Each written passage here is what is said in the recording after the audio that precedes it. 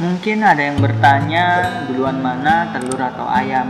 Pertanyaan ini juga mirip dengan duluan mana terbentuk kekuasaan atau hukum. Tentu masing-masing di antara kita memiliki pendapat yang berbeda dan mungkin semuanya benar. Kalau jawabannya PBI, maka jawabannya pasti pemerintahan duluan. Tapi simak dulu penjelasan berikut mengenai hukum dulu atau kekuasaan dulu terbentuk. Kita dapat membayangkan sebuah pulau yang tidak berpenghuni. Tentu di pulau tersebut tidak ada aturan atau hukum. Kemudian kita datangkan satu orang ke pulau tersebut.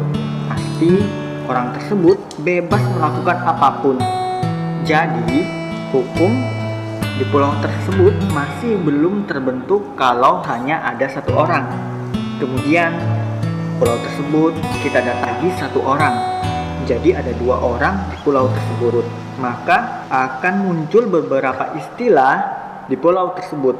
Misalnya kata pendatang, batas wilayah, kerjasama, menghargai, hak milik atau larangan jika melanggar dan sebagainya. Kata-kata tersebut timbul jika ada beberapa orang di pulau tersebut. Kemudian bagaimana kalau kita datangkan satu orang lagi menjadi 3 orang? Maka akan muncul beberapa istilah lagi seperti orang ketiga, trio, dan lain sebagainya. Dari contoh tersebut dapat kita simpulkan hukum adalah aturan larangan. Lalu mari kita penuhi pulau tersebut menjadi banyak orang.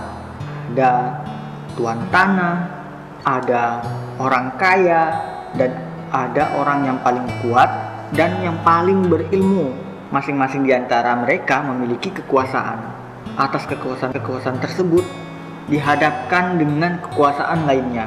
Kekuasaan tersebut juga ada orang yang berupaya menandingi dan saling menjatuhkan di antara kekuasaan lainnya.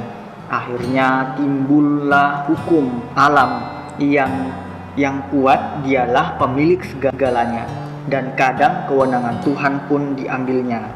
Akhirnya disinilah muncul istilah hukum dalam pemerintahan agar dapat terciptanya penyelenggaraan pemerintahan yang aman, damai, sejahtera, tanpa diskriminasi. Maka dari itu dibentuklah hukum pemerintahan tersebut supaya pemerintahan memiliki batasan dalam menyelenggarakan tugas dan kewenangannya, dan hukum tersebut digunakan untuk membentuk suatu pemerintahan yang ideal.